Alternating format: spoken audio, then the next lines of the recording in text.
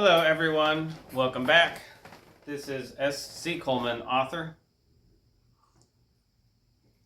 In this video, we're going to be talking about the concept of an international grid square tracking system or network, which either you prefer. First, before we talk about the current in practice and in place international system for grid square tracking, we should probably clarify what exactly a grid square is. It's usually used in reference to maps. You have a paper map which has vertical and horizontal lines that make essentially a grid of squares. So you have a bunch of squares and there's a bunch of lines and all that stuff. This helps you triangulate the actual positions of objects or things on the map at the time that you're positioning them. Of course, some of those things might move, right? You might have vehicles in one grid square, and then over time they move to a different grid square. Grid square tracking is pretty much used by most professions, military, whether they're some professions might use a different tracking approach, but most would use, especially if you're talking about maps, a grid square system. But when we're talking about the concept of an international grid square tracking system, it takes on a slightly different approach because you have to incorporate a lot more different types of information into the grid square. The building of cities in the modern regional planning structure, the municipal city planners that go to the indoctrination system of the university for years, they all get taught how to do things based off of the grid square. This means that every city, instead of being planned based off of the characteristics of the region or the location or what benefits the people that live there, everything conforms to the grid square. This is very important when we comprehend how much effort had to be put in by so many different individuals and so many different components to establish this comprehensive global tracking grid system everywhere across the entire planet. There are no circular cities. There are no, every single neighborhood, whether it be in Ecuador or in Argentina or in Africa or in Asia or in the United States or in Europe, they are all set up the same way with these streets that go in lines and intersect and cross each other, and the houses. Only in some very old cities where it's virtually impossible to, without obviously, they have in many cases managed to either remove or deal with the issue of old cities being built based off of the local population and the geographical elements rather than this global grid tracking system. And that's the important thing about this, to understand this is not for some kind of congruity so that everybody across the planet can easily communicate and can, you can go from one spot of the world to another and you'll be fine, you won't be lost or anything. That's not what the point of this is. The entire purpose, which the motive is important, because when you have the motive defined, you understand that what they're doing is intentional. It is not a lack, as the word goes, mens rea, a lack of a state of mind. That's the defense they always try to take. They always try to say things like, I'm brainwashed, I didn't know what I was doing, I was just doing my job, all of these things. No. When you get it down to the motive, if somebody were doing this to facilitate a comprehension across cultures, across different parts of the planet, they wouldn't put things and implement things in the way they do. They do the things the way they do because above all else they want to be able to track down to the minutest detail the everyday lives of everybody across the planet for their own personal reasons of control. It has nothing to do with the benefit to the people who live in the cities, who live in the country, who live in the world. Nothing to do with that. If they had something to do with that, they would do things differently. So let's get a little bit into the details about how this works. The first thing you have to start with is the term data. Data has become ubiquitously used in place of terms like information or details or things like that. Now everybody uses the word data. Data does not now apply only to things done on the computer. Data can be all sorts of different things, and you can classify it all into the category of data. No longer do you want analysts. Now every corporation, every church, every fake government, every institution across the planet, of course they're all corporations, all of them want data analysts. Why is that? Well, first you have to start with data collecting. The majority of people who work in the behind the scenes in any institution, whether it's the university, the fake government, the churches, the different production and manufacturing entities, whatever it is, the individuals, the majority who work behind the scenes, their entire purpose in life is to collect data. That means that they go through and they mark down stuff, they build rosters, they make spreadsheets, right? So rosters and spreadsheets are going to be very important when it comes to collecting data.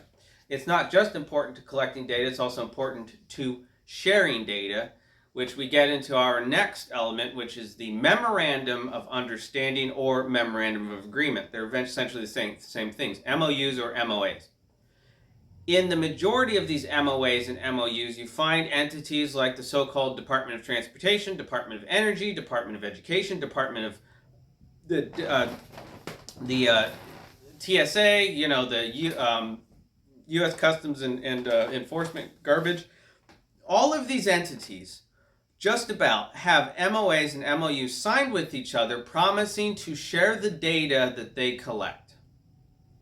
This is regardless of any preaching about their authorization, their standing. It doesn't matter, because when it comes down to it, at the end of the day, this is all about, above all else, tracking the movements down to the minutest detail of every single individual across the planet.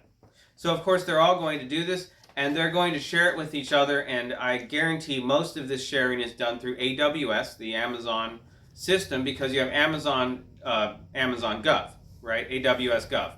And of course, when you look it up on this state side of the United States, it says that you can only be a U.S. citizen to access AWS Gov. Well, it's going to say the same thing in UK where they have AWS Gov, and it's going to say the same thing in India where they have AWS Gov. But either way, across this system, because they're all connected, any information can be cross-shared and maneuvered and all that stuff and compiled. So that's what we get into data analysts. Data analysts have to determine, among all the data, things like what's false, what is usable, and what's pertinent. Some information might not be usable. It doesn't matter whether it's pertinent or not, it's just not usable, right? Some data might be not pertinent to whatever the motive and objective is, and then some data, of course, might be fake or whatnot. And that's the job of an analyst. An analyst's design is to filter out all the things that don't need to be included, and then compile everything that does need to be included into an analyst package. That goes then to processing. The processors compile all of this analyzed data and put it all together into a standard format, and this is what most people conceptualize, as far as the United States goes, as the intelligence report that is provided to, say, like the commander-in-chief or whatnot. All of these, of course, are fictitious titles, they're fictitious positions, and it's all part of the public theater. None of this stuff actually really happens. But there are individuals, we don't know who, we don't know their names, we don't know where they live, we don't know anything about them roughly, and they probably have a minutia, a huge, they have this infrastructure that can hide them, right? Well, those would be the individuals that would get this finally processed data package. Now, in this data package, you're looking at all kinds of information. You're looking at traffic pattern numbers. You're looking at number of regional, the production of certain types of animals, the amount of animals that are processed, the relative, the ratio, and that's another thing that analysts do, of course. They look at something and they say, how many animals are actually being processed over here, say deer, in these processing facilities, versus the number of so-called hunting licenses. Now, if the number of hunting licenses that have been issued, and then those people, all of those people have bag limits, right? And then they got their hunting season. If you got these plants that are processing an incredible amount of deer meat outside of the so-called quotas, then that would throw up the quote-unquote red flag. If you have a city population in which so many births have been registered in the hospital, and yet only maybe 20% of those births of children are registering in the school system, well, that will also throw up a red flag. That's how this tracking system works. Now, the actual tracking is one element. Now, how it's leveraged comes into a different sort of category, because first you have these individuals, we don't know who they are, far away, whatever, foreigners, whatever you want to call them, the cabal, the string pullers, right? They get all this information and then they decide what to do, and then that goes down and filters out through. That's how the system works.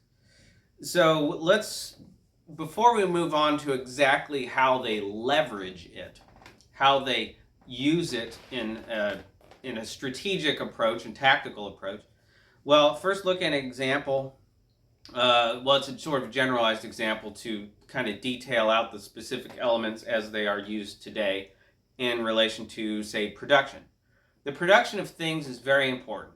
It has to do with what you eat, what you drink, what you're allowed to do in relation to having something available, right? If you're not allowed to have something available, you can stop that right at production, and it just doesn't even quote unquote go to market. And so there's no real input or involvement from the so-called consumer. It just gets cut off like that. Registration is the first one. And I'm not going to talk about the phony government registration or any of that nonsense. Yes, that incorporates it, and that's what the MOUs and MOAs are about. But the next thing you can look at is the requirement that most of the fake governments have, that you register with an ISO, or International Standardization Organization, or International Standard Organization, whichever you will. There is not one ISO. If you look it up, it will say there's one ISO, but there's so many different international standard organizations, and some of them are pretending to be local and not international, but when you actually get into the details, when you analyze the data, you find out, yes, of course, they are international. They're all international, right? They're all connected across the planet to all their partners, and they just do whatever the hell they want, and they share anything sensitive or otherwise with each other. They are, as they consider themselves, quote unquote, above the law. So when you register with one of these ISOs, let's say you want to build a manufacturing company, and of course nobody can build a manufacturing company, so really it's just another company that's starting another manufacturing company. So that big corporation with all the grants and all that stuff starts a manufacturing company in, say, a cannery, right, for fishing cannery. Well, they're going to go ahead and register that with an ISO, and then they're going to get an ISO number. One of the requirements for having that, which you need to have if you want to start the manufacturing company to begin with, is to submit your listings of all the production numbers and just about everything else. You have to create all this data collection. So you're collecting data on their behalf. They don't need to pay you. They don't need to do anything. They simply submit it as a requirement for you to do business.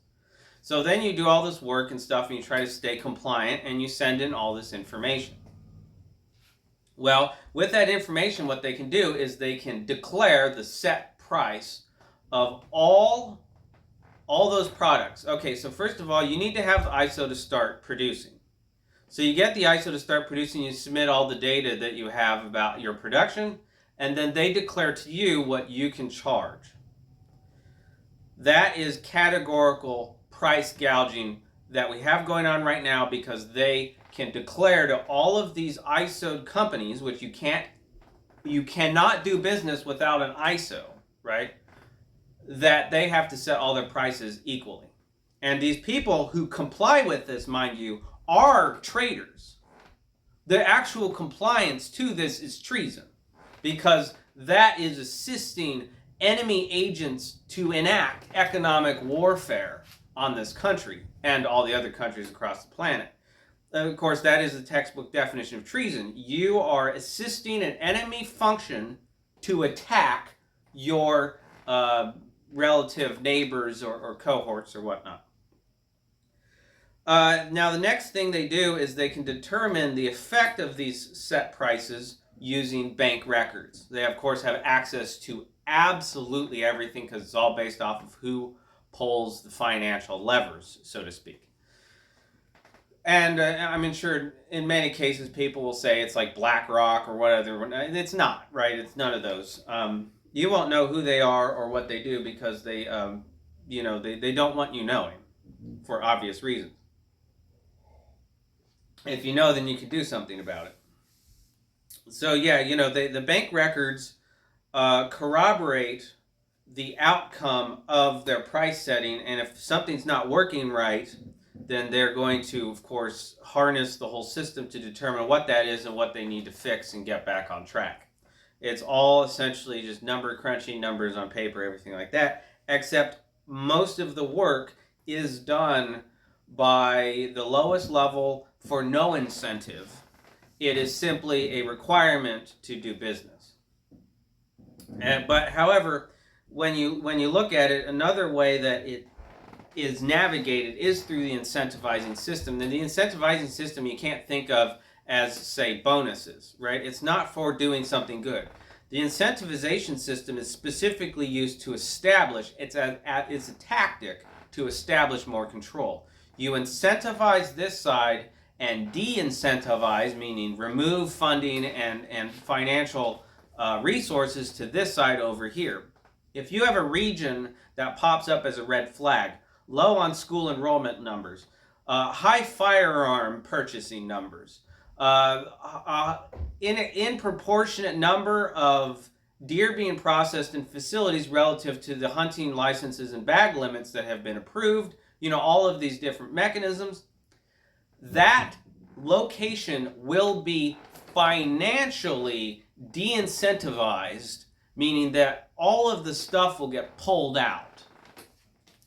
That is a weakness in this system, because that means that the treasonous creatures that call themselves the government will have all their grant funding pulled depending on the ability to throw up red flags. If you go into an area and you throw up red flags, that whole area is going to get financially isolated. That makes it a whole lot easier to target, identify, and destroy the enemy agents that are operating in that area. And you can move on to the next and do the same and so forth. That is a weakness in the system. Of course, it's a lot of work, and it might not necessarily work all the time, and not to mention if they get wise to it, whoever they are, they'll change tactics and whatnot. So you have to think about that. That gets us into how they leverage this system, and the first thing we need to talk about is isolation, de-incentivizing and incentivizing. So they incentivize these nonprofits, and a nonprofit is essentially something that they approve to not pay taxes. Their fake taxes. And that all operates in the system where they incentivize these corporate entities over here, these nonprofits, and they de-incentivize any locals who are attempting to, get their feet out from under them, entrepreneurs, people trying to go out and start their own businesses. All of those people have essentially been eradicated. You cannot do business unless you're a nonprofit, and the only way to get a nonprofit is to be plugged into this system. The only people that can make nonprofits are corporate entities, meaning fake governments, churches, or some other sort of paperwork fictitious entity. They're the only ones that can make nonprofits. No regular person can process a nonprofit, and not to mention it requires money to do so to begin with. So that's sort of how the system works. They get these nonprofits, fictitious entities, go out and take everything over and push everyone else out. That's your incentivization system. It is a tactic and it is a mechanism to target. The next thing that they need to do are signage. When you go into a church, they always say things like you go and look for signs and symbols, right? Well, that is about conditioning the subconscious to obey signs and symbols. Signs like traffic lights, stop signs, the school bus stop sign, your different placards that they put up, and the biggest one of all is no trespassing private property. No trespassing is a word that relates to the right to sue for property damage. So as was explained in this old law book, somebody nearby farmer's cattle comes onto your land and eats up your grass and breaks your fence. That's a trespass. Or trépas, which is like faux pas, right? You got faux pas in French, which means a fake step. And then you got trépas, which means very step. Tré meaning very. It only gives you the right to sue for damages. That's it. It's been misconstrued to mean do not enter and been leveraged by force by the fictitious government thug shields we call police, so-called law enforcement, sheriffs, and all that, right? So they validate the fact that this thing has been misconstrued and engage in treason by belligerent violent confrontations by misconstruing this word trépas. That means that they can categorically remove people's liberty of movement. There's so many reasons why they would want to do this, but it really just comes down to signs. Somebody posts a sign and that becomes law. Period. It has to be enforced, right? But that's always the argument. Did you post a sign? Is it somewhere that someone can see? Yes, then it's valid. Gun control signs are probably another huge example of this. All they have to do is post a no gun sign on their window. You take a gun in there and they know you take a gun in there, they're going to call the police. Well, first they're going to ask you to leave. And then the police come and they say, you're trespassing. If you don't comply, we will evict you. That's treason, warrants the death penalty on both sides. On the person who called 911, attempting to use it and leverage it as a way to commit treason, and the person actually doing it, the badge, the uniformed individual. Both of them are engaging in treason, which carries a death penalty. But the important point is that they have categorically across the entire planet managed to convince people that the simple posting of a sign is enough to establish what's written on that sign as law, as enforceable. So signs are a big one, and the isolation is the first part, right? You can isolate people not just with the finance, but also with the signs. You put signs around them, you put up construction signs everywhere. There's no construction going on, but you've got the sign there so you can block the road off. You can do whatever the hell you want.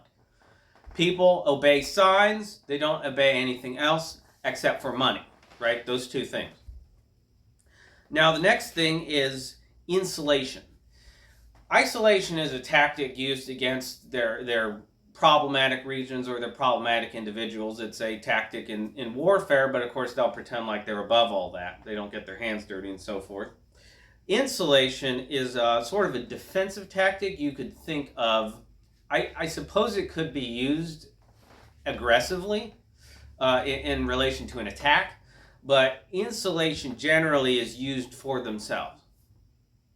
It might be difficult to identify them, and it might be difficult to do something about it.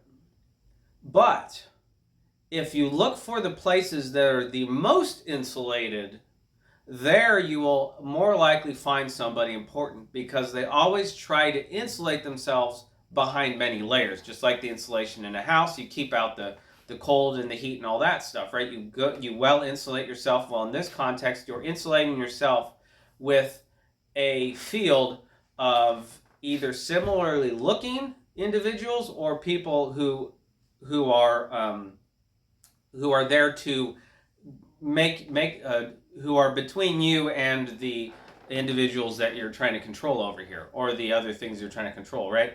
The people who control the education system are as far away from the classroom as physically possible. And they have all of these different layers of individuals that you have to go through, the so-called gatekeepers, before you can get to them. That is insulation.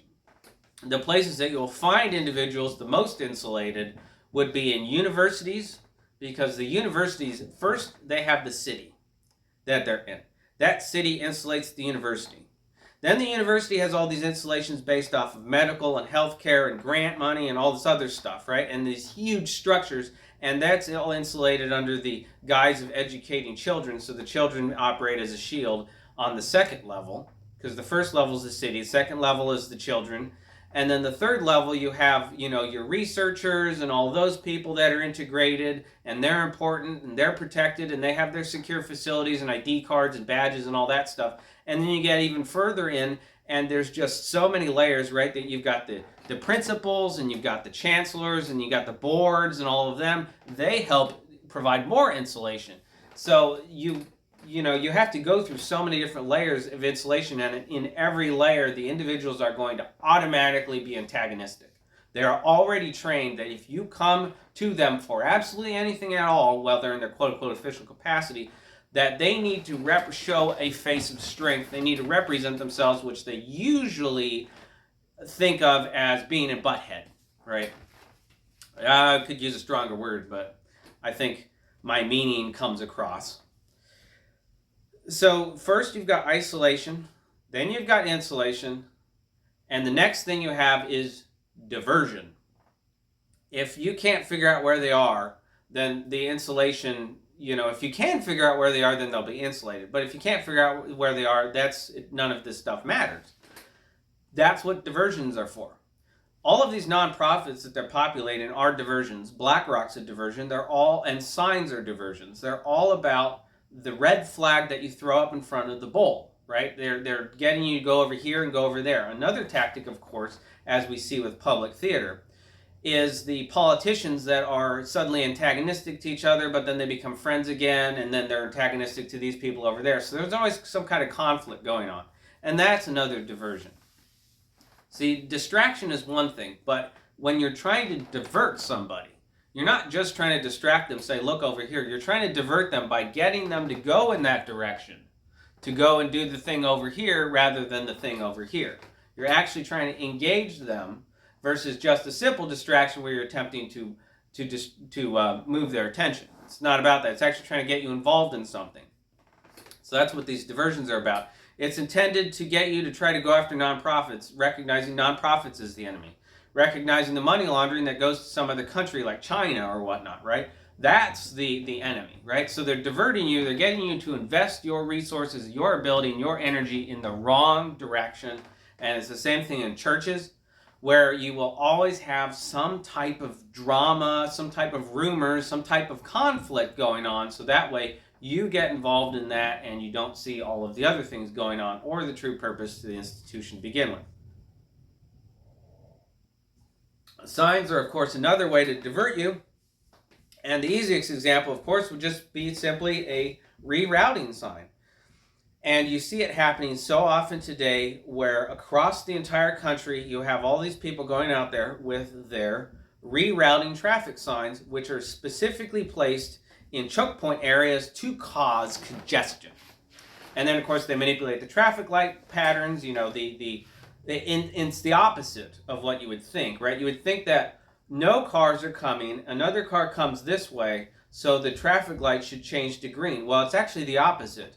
If you're coming this way down this road, you trigger some camera down the road, and it sees you coming, it will switch to a red one specifically so that you stop. And that's, of course, because people are trained to follow signs. All these signs are being used in part of the tactic to attack individuals. It's not just finance. But diversion is another one, because if you get upset and mad and you get diverted over here, then you're not going after the right people. City council means nothing. The state commission means nothing. The county commissions mean nothing. The board of this or that. None of them mean anything, because all they're designed to do is to divert attention and activity and to insulate the true string pullers. And all of these people work together, so that way when you start going over here, then they'll stir something up over here, so you go over there, and it keeps you going back and forth around, so you never actually destroy any of their diversions either, right? Somebody wants to go and attack the Capitol building or people in the Capitol building, right? They're never going to get there because then something else is going to pop up over here and they'll go back over here and do that. So that's the whole point of the diversion system too. A lot of the fundamentals to this can be found with the so-called, what they call themselves anyway, the shepherds of humanity, the religious. And it doesn't matter who they are or where they are. You can go into any so-called Christian church or any Muslim synagogue or Buddhist temple or Shintoist temple or the Hindu religions, right, of many there are. The Mormon, doesn't matter. You go to any of these places, you will always find the same reaction.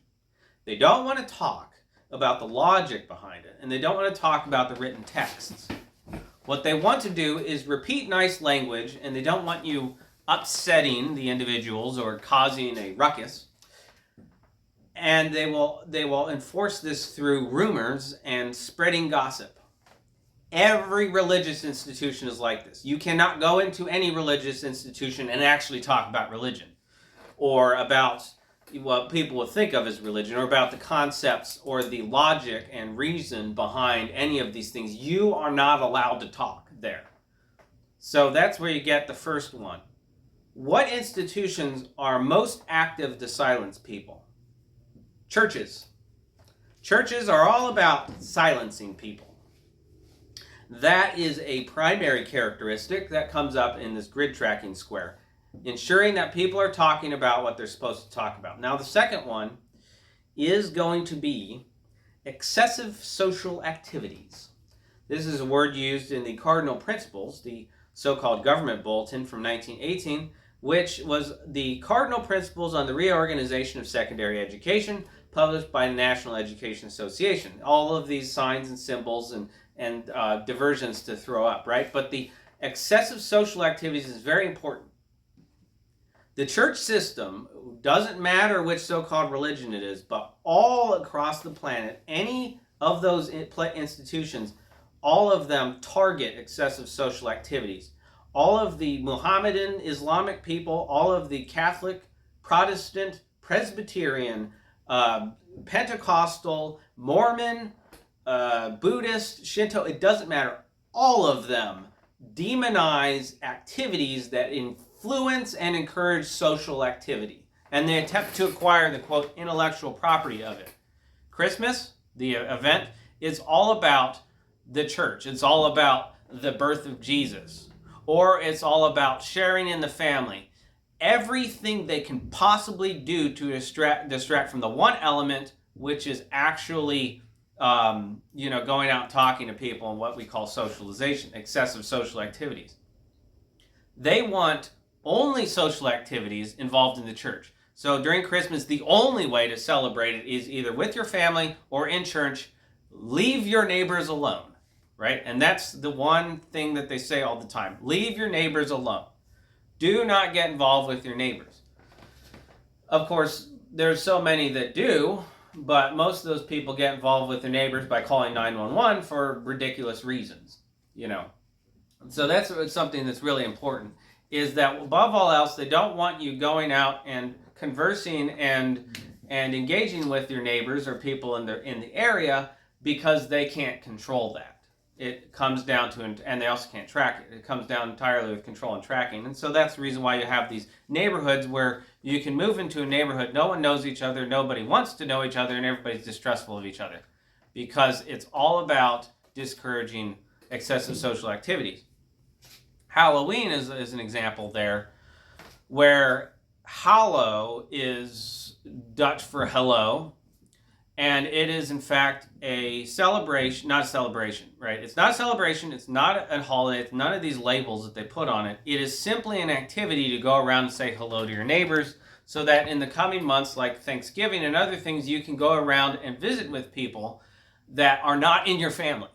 Right? That's a big one. They're not in your family. You're going out and you're getting to know your neighbors. That is something that has always been an important aspect. And the main reason is that if you are connected to your neighbors, it is a lot harder to isolate you and deal with you as a single problem rather than having you spread your problems to everyone else when you disagree with anything in the control structure. So, or you just want to do something on your own without having to excessively ask permission. Well, actually, you know what? It's even not about that, because at this point, it doesn't matter if you ask permission or not. You're going to get denied categorically, because everything is about replacing you and having a human livestock which is completely and utterly obedient and very easy to control. One of the ways that these shepherds of humanity do this, and of course the other thing about it is that when it comes to the diversionary tactic, they always have to have a fake adversary, right? The hero versus villain gambit.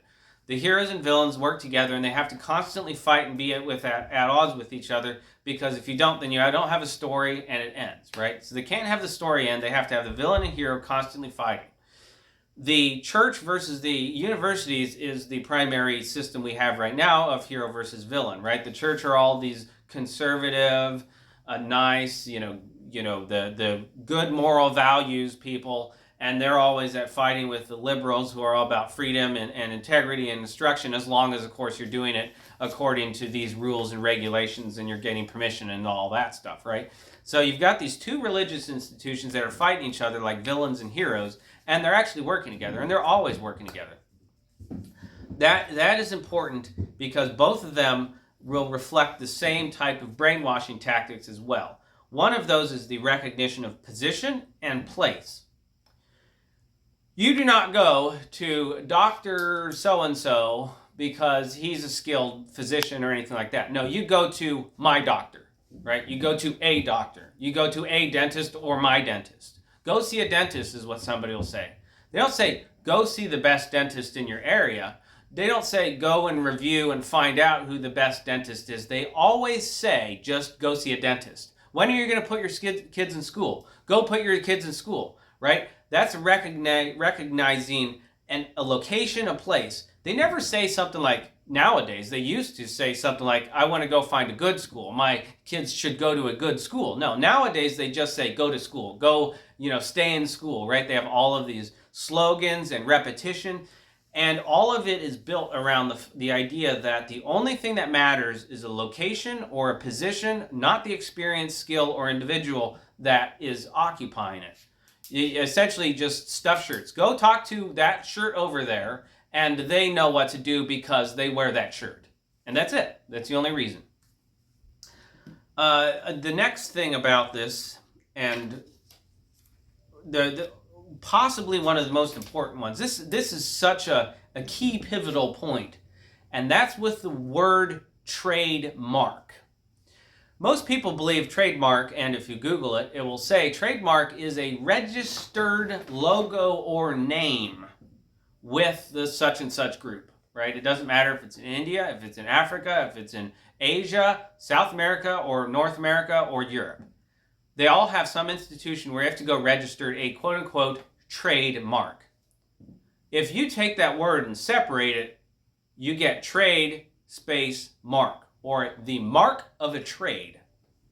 That is not a name, and that's not a logo. That is a mark representing a trade. That's not somebody's personal intellectual property. That is simply stating, I'm a blacksmith, so I put a hammer, Thor's hammer, right? Or I'm the central point in a city, so what do I put? A cross. Nowadays we use the cross, the symbol of I believe it's called St. George's Cross now, because there always has to be some religious accreditation to it for railroad crossing. You've got this straight up and down cross that makes the T shape, and then you've got the side ones that makes the X. The T shape can be used as a banner stand, but the X also could be used as a banner stand, but I would say it's also the symbol with the X in the circle. You've got the four winds, the medicine wheel, you've got all of these different things, and generally speaking, that is about marking the central location. So most of these symbols that have been adopted by the religious institutions for unquestionable emotional reasons had practical reasons behind them, and the belligerent enforcement of emotional recognition of their false control over it comes down to the fact that they, above all else, do not want people figuring out that they're used for practical purposes and that these individuals are in fact enemies of humanity. Anybody who works in these institutions or is propagating this stuff, whether they're brainwashed or not, is engaging and enforcing a system of compliant control for this sick, disgusting, and evil purpose. So the trademark is very important because that is essentially the focal point for the adoption of these institutions and how they came into quote-unquote power, or how they came into control. They used it by usurping the trademark, by pretending to be something that they weren't, and then over time transitioning the meaning or connotation to the word trademark. It is simply a mark of your trade. And another reason for that is so that they can camouflage themselves, because nowadays you look around and you see all these billboards, you see all of these vague company names. There is nothing to identify them unequivocally for what they do. You could do absolutely anything at all. There's no way to identify what services or goods you provide. And in that system, you can mix in completely to them, and it also, of course, requires the recognition of position and appearance above all else, and so you can have so many cover identities used that nobody questions because that's what they're trained to see, and they just simply won't question it. It won't even populate in their mind that the person there doing their home inspection could be there for some other purpose, or the individual coming in to work on their plumbing could be somebody else, could be a operative with the CIA whose job is to plant a bomb in your house and then blow you up and blame it on a construction accident. People don't normally think like that. The few people on the planet who think like that, generally speaking, are going to be in the military, because the military people provide, you get targeted more being in the military than in regular. But that doesn't mean that some regular person can't be targeted just as much as military members. The military members get out of the military and they retain that awareness. And they get labeled all sorts of things by everybody else out there, because as soon as you join the military, you're instantly a target for this control structure, because you are going to be a problem for it. So regardless of whether you accept it or not, anybody who joins the military is instantly going to be considered an enemy of this institution and organization. And that's any military. That's not just the United States military. That's not just the French Foreign Legion or the Chinese, whatever PRC people they are. Some solutions to this, and none of them are easy. It's definitely going to require some creativity. If there are solutions that have worked in the past, they're not going to be easy to find. The entire structure itself is designed to either obfuscate or eliminate any possibility for resistance or subversion or upsetting it. But there are going to be inherent, albeit difficult, solutions to it. The first one is looking at the shield. The shield is so-called law enforcement. It's the uniform. It's the badge. It's not the person occupying it. It has nothing to do with them. The people that do this couldn't care less. In fact, they would like them to all die. That's the reason why they give them the puzzle boxes, that they have to, constantly manipulate all these stupid little, levers and actions and buttons, and they have to align perfectly with their thumbprint, and you can't get any air in it because then it won't work, all this stuff, right? They give them these stupid puzzle boxes so the way they get involved in a fight, they can't get their gun out and they die, right? So no, everybody in the fake law enforcement, even the ones that are involved with gangs and drug trafficking and prostitution and child trafficking, all of them, they're still fodder. They're perfectly expendable. Most people that work in any institution are perfectly expendable. You get some place like a bank, right? No gun signs. Everybody in there, they don't give a crap if all those people get slaughtered. In fact, in many cases, they do it on purpose so that they can set them up as some sort of martyrdom example. Of course, in this system, all you have to do is lie about it. You can just invent whatever story you want and propagate it enough, and people, of course, will believe it in general, and then try to enforce it too, because somebody comes along and deigns to say, "Oh, maybe none of this stuff's real," and you get attacked by by all the little Karens, all the little sisters and aunts and uncles and nieces and everybody else. They just get super antagonistic whenever you talk about this stuff. And the reason for that, obviously, is this grid control structure. But the major mechanism to enforce it is that shield. So it's not easy, but one thing to do is either remove the shield or change the shield. Anything can be made as a shield, right? The idea is insinuating it into the subconscious and into the active minds of people, so much so that they'll protect it over their own natural sense of self-preservation. You want someone to be so brainwashed that they would rather die than accept the fact that this shield is not provided for them. 911 is not your friend. It's not here to help you. And there's so many people who would rather die than accept that. And do. So one thing is to remove it. That may be impossible. Because people are conditioned so much to follow only a uniform, and anybody wearing it whatsoever, anybody can put on the uniform and go around and occupy that position, because it's not about your intelligence, it's not about proving you are who you are, it's simply about strict adherence to appearance alone. That means anybody can do it. So that makes it very difficult to remove the shield. Right now we have security guards subcontracted under Securitas, Alliance, they changed the name of it, but Wolters Kluwer to whatever it is now. So you have all these security firms, and they're staffing the stuffed shirt uniforms of sheriffs, of police, of TSA agents, of Customs and Border Protection, of all of these people. They're all subcontracted security guards. But you could just as easily go out onto any street and say, hey, you want a job? Just put this uniform on, I'll give you a gun, and you just go around and tell people what to do. You just stand in the middle of traffic. Recently I saw this fat cop up in the city, the big city, right? Fat cop, really overweight, and I mean obese. And then this even fatter cop who was older, who looked like probably he was the supervisor. Anyway, this younger fat cop was waving his flashlight at the oncoming traffic, and you couldn't tell at all what he was doing, and people were getting confused and they weren't doing what he was saying, and his response was to start yelling at the cars.